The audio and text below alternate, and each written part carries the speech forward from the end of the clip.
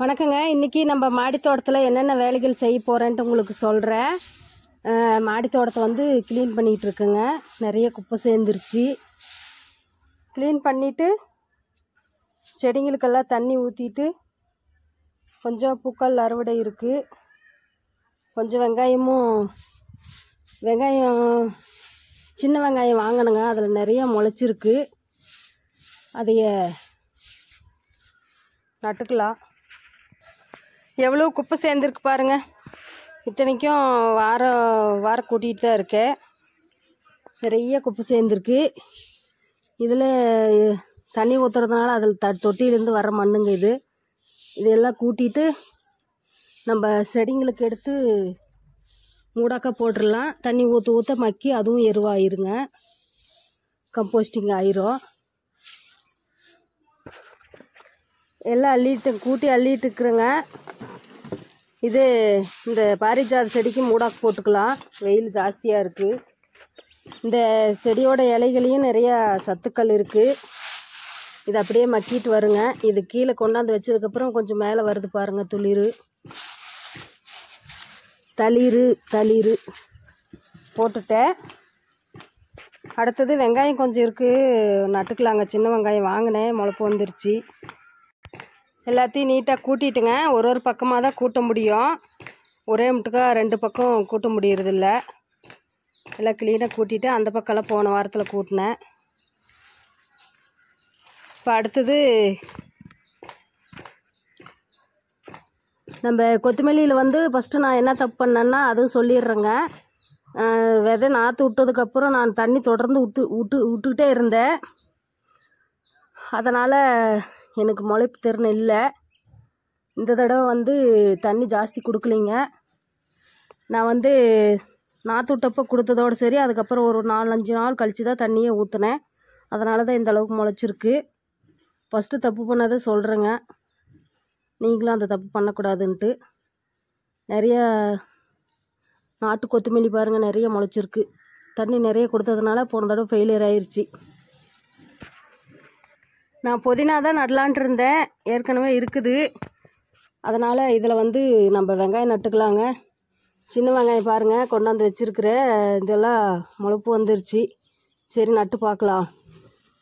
ஏற்கனவே பெரிய வெங்காயம் 3 நட்டதில் 2 நல்லா வந்துட்டுருக்கு. ஒரு ஆசையில் நட்டு பார்க்கலான்ட்டு தாங்க. எந்த அளவுக்கு விளைச்சல் கொடுக்குதுன்ட்டு பார்க்கலாம். இந்த கீரையெல்லாம் பறிச்சிட்டு போய் சூப் மாதிரி வச்சு குடிச்சிக்கலாங்க. கம்மியாக தான் இருக்குது. அதனால் இது சொடக்கு தக்காளி கீரை, இதுவும் நல்லது தான் உடம்புக்கு. இது எல்லாத்தையும் அப்படியே சூப் மாதிரி வச்சு கொதிக்க வச்சு குடிச்சிக்கலாங்க. இப்போ இதை நல்லா கிளறிக்கலாம். இது மண்கலவை போட்டு வச்சு கிட்டத்தட்ட 10-15 நாளுக்கு மேலேயே இருக்குங்க. நிறைய நாள் ஆயிடுச்சு கணக்கில். அதனால் இது நல்லா கிளறி விட்டு இந்த வெங்காயத்தை நட்டுக்கலாங்க. இந்த களையெல்லாம் எடுத்துகிட்டு துளசி பாருங்கள், துளசி முளைச்சிருக்கு. அவ்வளோதாங்க. நல்லா க்ளீனாக கிளறி விட்டுட்டு நல்லா பாருங்க, பொதுன்னு ஆயிடுச்சு. இதில் வந்து இப்போ வெங்காயம் நட்டுக்கலாங்க. நட்டு பார்க்கலாம் எந்த அளவுக்கு விளைச்சல் கொடுக்குதுன்னு தெரில. நான் இப்போ தான் தடவை நடுறேன். கொஞ்சம் தூரமாக தான் நடுறேங்க. ஃபுல்லாக நட்டு முடிச்சுட்டு உங்களுக்கு காட்டுறேன்.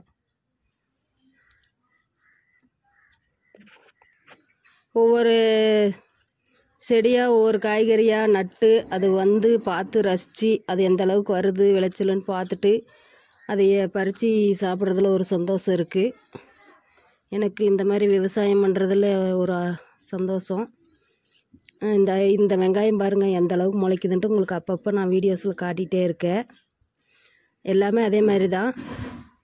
நான் வைக்கிற காய்கறி முதல்ல இருந்து காட்டிகிட்டு தான் இருக்கேன். கொத்தவரங்காய் எப்படி தான் விதை நட்டதுலேருந்தே உங்களுக்கு காட்டி அறுவடை பண்ணுங்க. இப்போ இந்த வெங்காயம் நட்டுட்ருக்கேன், இதையும் காட்டுருங்க. அடுத்தது நம்ம செடிங்கெல்லாம் கொஞ்சம் நல்லா முளைப்பு வந்திருக்கு. அதை கொஞ்சம் கிளறி விட்டுக்கலாங்க. மண் இறுகின மாதிரி இருக்குது. ஃபுல்லாக நட்டு முடிச்சுட்டேன். பார்க்கலாங்க எந்த அளவுக்கு வருதுன்ட்டு. உங்களுக்கு அப்பப்போ காட்டிகிட்டே இருக்கேங்க. அடுத்தது செடிங்கெல்லாம் கொஞ்சம் கிளறிக்கலாம். பாருங்கள், இதை ஃபுல்லாக கிளறி விட்டுட்டேன். நல்லா இப்படி கிளறி கிளறி விட்டுக்கலாங்க. கொஞ்சம் மண் இருக்கிற மாதிரி இருக்குது. இதில் ஒரு கீரை செடி இருக்குது பாருங்க. அதே கிளறி விட்டுட்டேன். இப்போ அடுத்தது இதில் கொஞ்சம் கீரை இருக்குது, பறிச்சிக்கலாங்க. சூப் வச்சு குடிக்கலாம். நம்ம மாடி தோட்டத்தில் மண்புழு பாருங்கள், எந்த அளவுக்கு மண் செழிப்பாக இருந்துச்சுன்னா இந்த அளவுக்கு பெரிய பெரிய மண்புழுக்கள் இருக்கும். நம்ம மாடி தோட்டத்தில் மண்புழு பாருங்கள் நிறைய இருக்குது. நல்லா பெரிய பெரிய மண்புழுக்களாக இருக்குது. எல்லாத்தையும் கிளறி விட்டுட்டு செடிங்களுக்கு தண்ணி ஊற்றிட்டு பூ அறுவடை பண்ணிக்கலாங்க.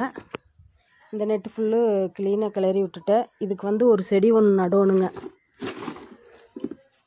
இதுலேயும் பாருங்கள் ஏகப்பட்ட மண்புழு இருக்குது, நிறைய இருக்குங்க மண்புழு. தெரியுதுங்களா? விழுந்துருச்சு உள்ள. எவ்வளோ பெரிய மண்புழு இருக்குது பாருங்கள். அந்த அளவுக்கு தரமான மண்ணுங்க. இப்போ பீக்கங்காய் கொடி இதில் இருக்கிற கீரையெல்லாம் பறிச்சுட்டு இதையும் கிளறலாங்க. துளசி செடி நிறைய முளைச்சிருக்குங்க. எல்லா தொட்டிலையும் மண்புழு இருக்குங்க. அதுக்கு காரணம் நம்ம மண்புழு உரம் கொடுத்தோம் இல்லைங்க, அதனால். இதுலேயும் இருந்துச்சிங்க நிறைய மண்புழுக்கள்.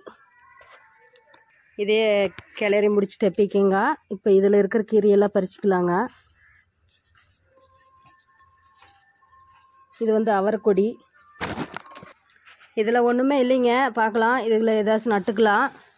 இதில் இருக்கிற கீரையும் பறிச்சுக்கிறேங்க. இதுலேயும் பாருங்கள் ஒரு துளசி செடி முளைச்சிருக்கு. இதையும் கிளறி விட்டுக்கலாங்க. நம்ம மிளகா செடி நல்லா கிளறி விட்டுட்டு இப்போ எல்லா செடியுமே நீட்டாக நல்லா கிளறி விட்டுட்டுங்க. அடுத்தது செடிங்களுக்கெல்லாம் தண்ணி ஊற்றிக்கலாங்க. இந்த செடியில் பாருங்கள் 3 பூ பூத்துருக்கு. இந்த செடிக்கு அப்படி தான் கூட்டி இதிலே எடுத்து இதனுடைய இலத்தலைக்கெல்லாம் போட்டிருக்கேன். நல்லா எருவாயிரும். தண்ணி ஊற்ற ஊற்ற மக்கிருங்க.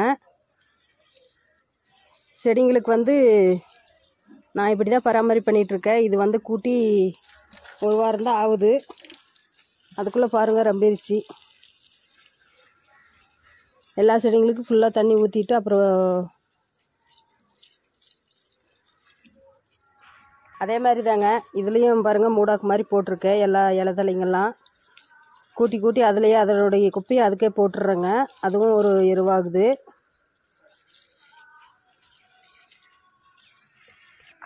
அவ்வளோதாங்க. எல்லா செடிங்களுக்கும் ஃபுல்லாக தண்ணி ஊற்றி முடிச்சுட்டு இப்போ நம்ம பேபி செம்பருத்தியில் பாருங்கள் இன்றைக்கி நிறையா பூ பூத்துருக்கு. நல்லா அழகழகாக. இதையும் அறுவடை பண்ணிக்கலாங்க. இன்றைக்கி வெள்ளிக்கிழமை. பூசைக்கு பூ தேவைப்படுது.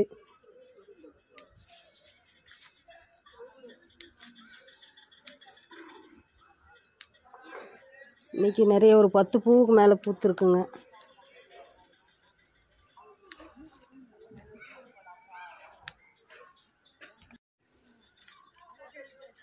இந்த பக்கம் பாருங்கள், இங்கேயும் நிறைய பூத்துருக்கு.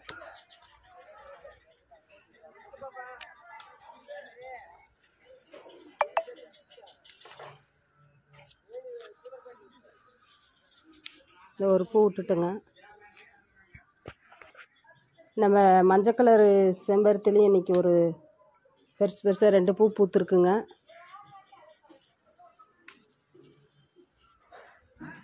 இதையும் அறுவடை பண்ணிக்கலாம். கொஞ்சம் பூத்த செவ்வந்தியெல்லாம் அறுவடை பண்ணிக்கலாங்க.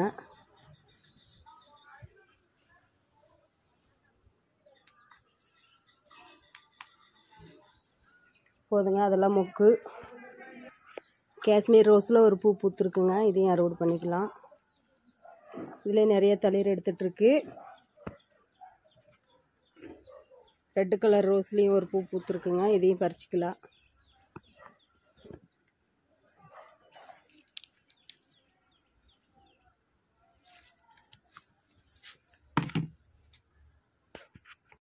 கொட்டி ரோஸில் ஒரு பூ இருந்துச்சு. இதுலேயும் கொஞ்சம் செவ்வந்தி இருக்குங்க. இதுலேயும் கொஞ்சம் அறுவடை பண்ணிக்கலாம் பூத்த பூவெல்லாம். இப்போ கூட்டுறப்ப அங்கே இருந்துச்சிங்க. நான் நவத்திட்டு வந்து இங்கே வச்சுட்டேன்.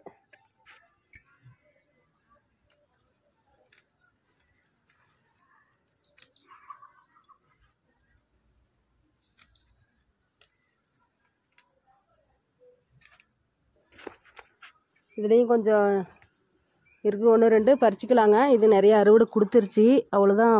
முடிய போகுது. நிறைய பூ பறிச்சாச்சுங்க, எல்லாம் கம்மியாயிட்டிருக்கு, அறுவடை ஆயிடுச்சு.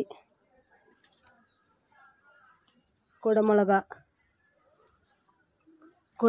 பாருங்கள், நல்லா வந்துட்டுருக்கு. இன்றைக்கி சாதா ரோஸில் ஒரு 3 பூ பூத்துருக்குங்க, இதையும் அறுவடை பண்ணிக்கலாம்.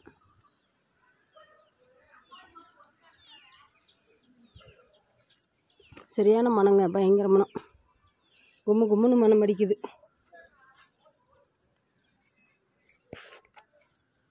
பன்னீர் ரோஸ், இதில் பூக்கள் இல்லை, இது பழைய பூவுங்க. இதெல்லாம் பறித்து செடிக்குள்ளேயே போட்டுடலாம். உதிர்ந்து கீழே தான் போகும். இது ஒரு பூ இருக்குது, இது நாளைக்கு தான் பறிக்க முடியும்.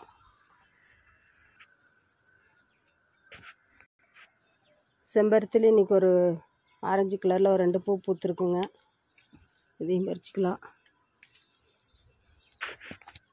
வீடியோ வேறு லென்த்தியாக போயிட்டுருக்குங்க. இன்றைக்கி ஒரு கூட நிறைய எல்லா கலர் பூவும் கிடச்சிருக்கு. அவ்வளோதாங்க. என்னோடய சேனல் செல்வி விலாக் சேனல் பிடிச்சிருந்தா சப்போர்ட் பண்ணுங்கள். இந்த வீடியோ இதோடு முடிச்சுக்கிறேன். பாய்.